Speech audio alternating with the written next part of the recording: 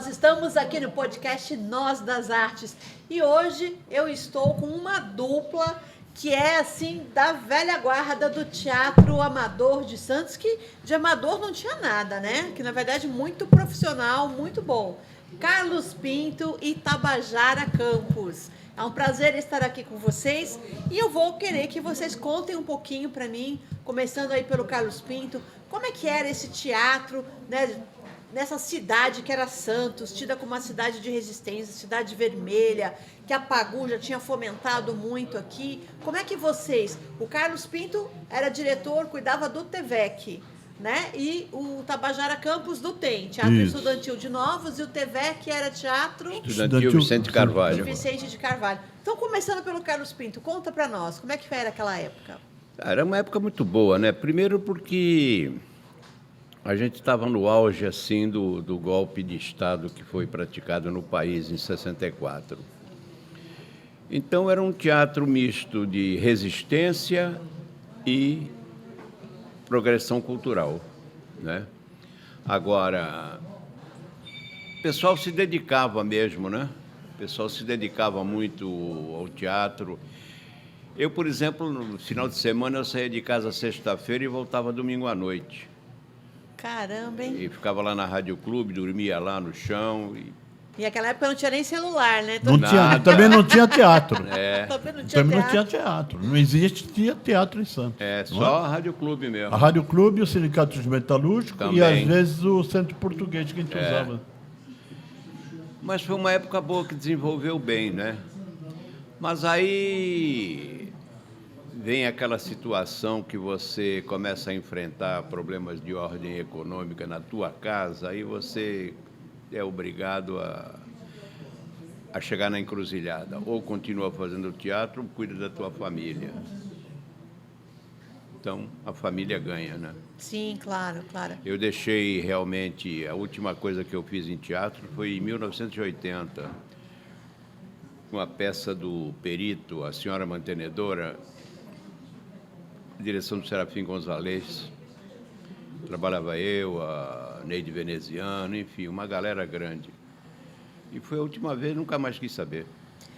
Mas você não quis mais saber, mas você sempre fomentando por trás, ajudando os grupos, né, Carlos?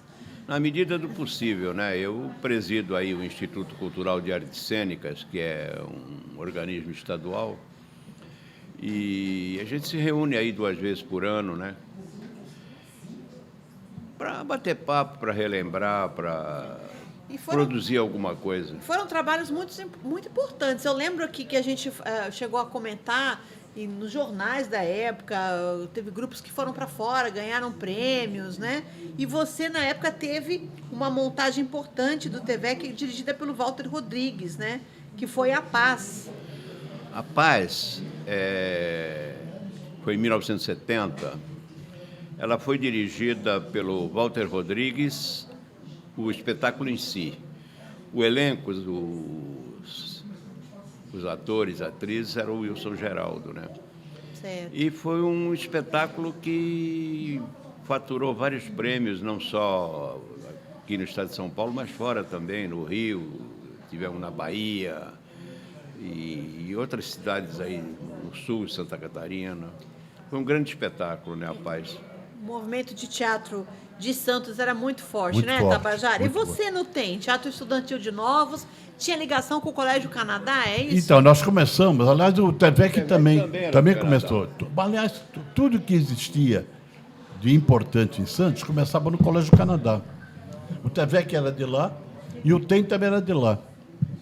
O TEM também era do Canadá. Ele tinha feito uma montagem. Aí eu e o Mário Vaz Filho, que faleceu agora há pouco tempo, que era cineasta, nós fomos convidados a entrar no TEM como ator. Eu entrei como ator e o Marinho entrou como ator. E o pessoal daí, depois quis parar, nós pegamos o grupo e levamos para o Macuco. O TEM passou a ser a sede lá na minha casa. E tocamos o TEM para frente. E o TEM virou um grupo de mais de 80 atores. Porque também teve uma grande montagem que foi, né, Pedreira das Almas. Isso, em 70. Em 70, dirigido pelo Wilson Geraldo, né? Isso. Fizemos vários outros. O Lobo na Cartola, que a primeira diretora foi Elisa Correia. Depois ela saiu, eu fiquei. Foi no Lobo na Cartola que o Taná entrou para ajudar a produção. E começou a fazer teatro, tá Começou na a fazer Correia, teatro, né? Foi aí, nós ganhamos até um festival no IT Club, primeiro festim, com a ajuda do Taná, inclusive, que estava entrando em teatro. Nós estávamos fazendo cinema na época, ele começou a ajudar teatro.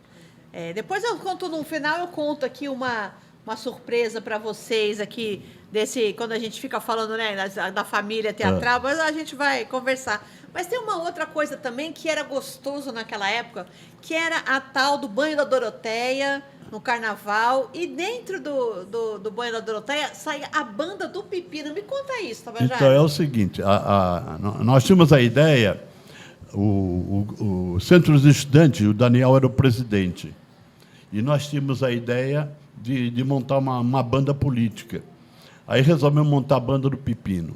Todo mundo tinha que se vestir de mulher e levar um pepino na mão. Aí arrumaram um cartunista que fazia charge tirando sarro com o governo. Aí a Polícia Federal já entrou censurando as nossas músicas. Se a gente cantasse, ia todo mundo preso.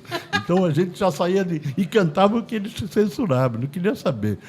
Eu estou vendo aqui umas fotos, depois a gente vai mostrar melhor, mas temos aqui umas fotos, né, dessa época, da banda, o pessoal com cartaz, olha que coisa, né, feita na cartolina mesmo, né, feita à mão, tudo era feito. um sarro. O nosso carro, o carro de som nosso era o Zé Macaco.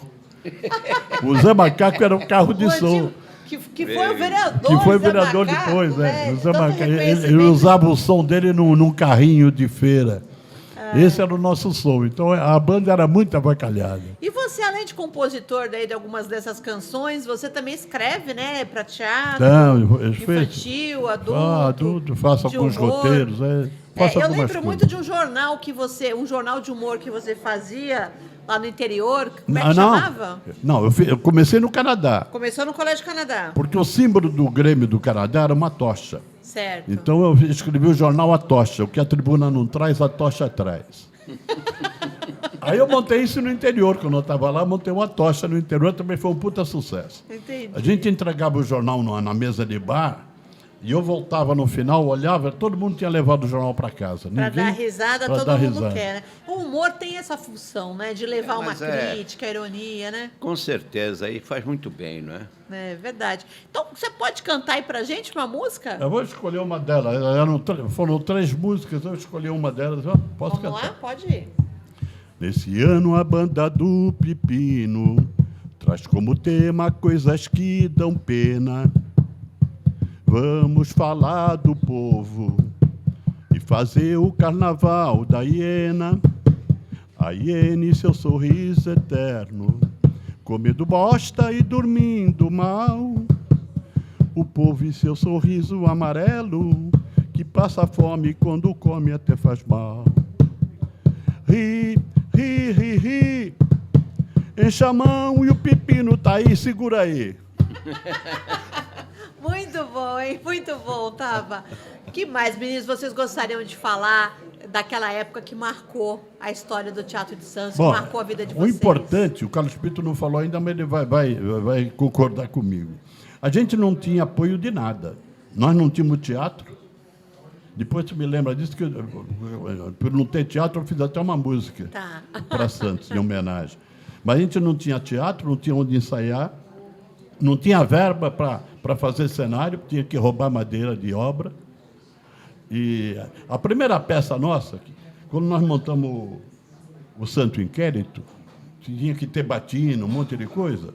O Fernandinho Marinho conseguiu, porque a família era amiga do padre da igreja, o padre emprestou. A gente pegava a roupa emprestada dos outros para montar teatro. A gente não tinha verba, não tinha o que fazer, mas só que a gente fazia bom espetáculo. E acabava fazendo coisa boa.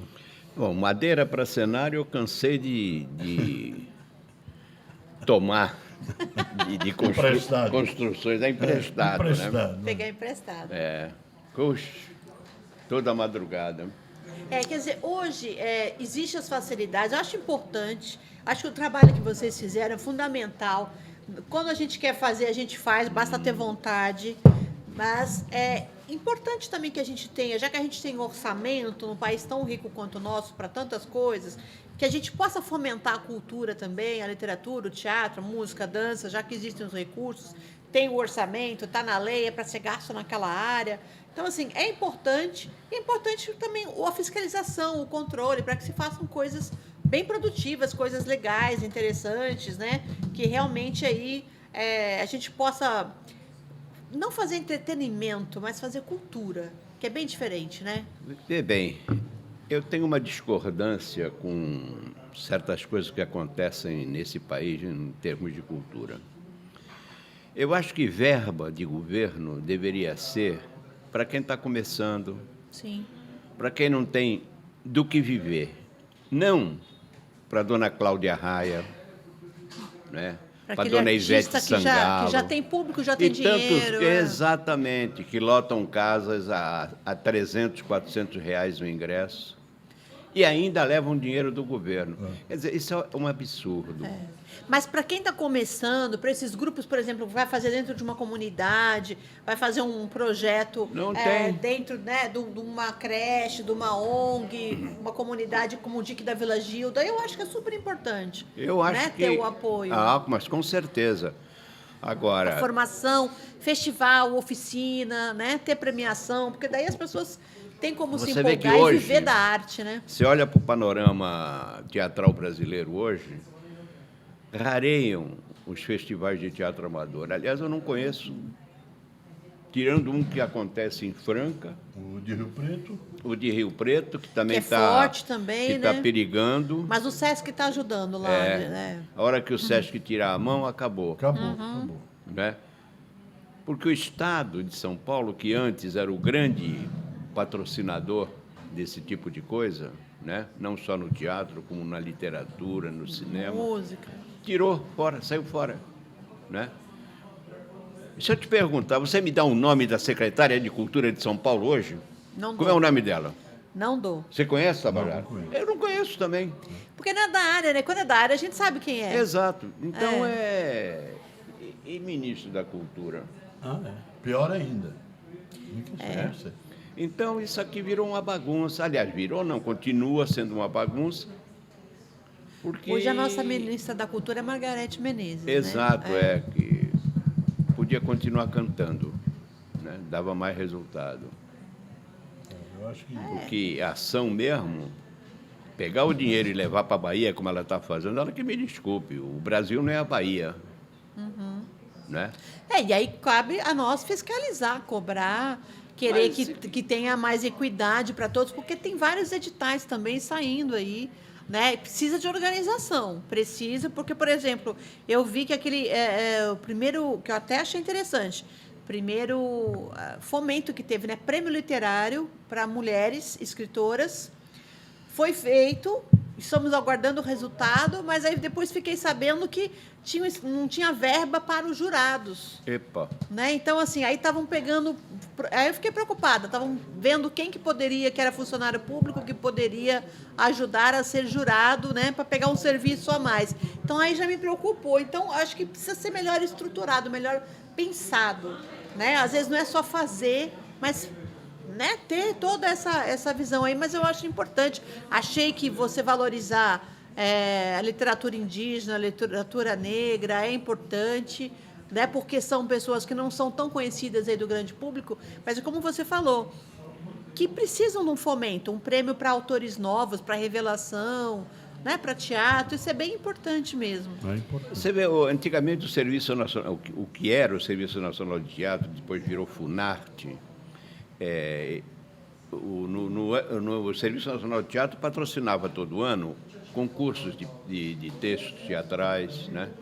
Isso é importante, né? Para promover estimular os novos autores. novos dramaturgos, novos Anos autores. que eu não escuto falar nisso, se existe Está ou não muito existe carente. A ainda. literatura, enquanto a audiovisual está crescendo, vê o que veio aí, né, com a Lei Paulo Gustavo, grande incentivo, acho maravilhoso, mas parece que a literatura está encolhendo e não pode, né?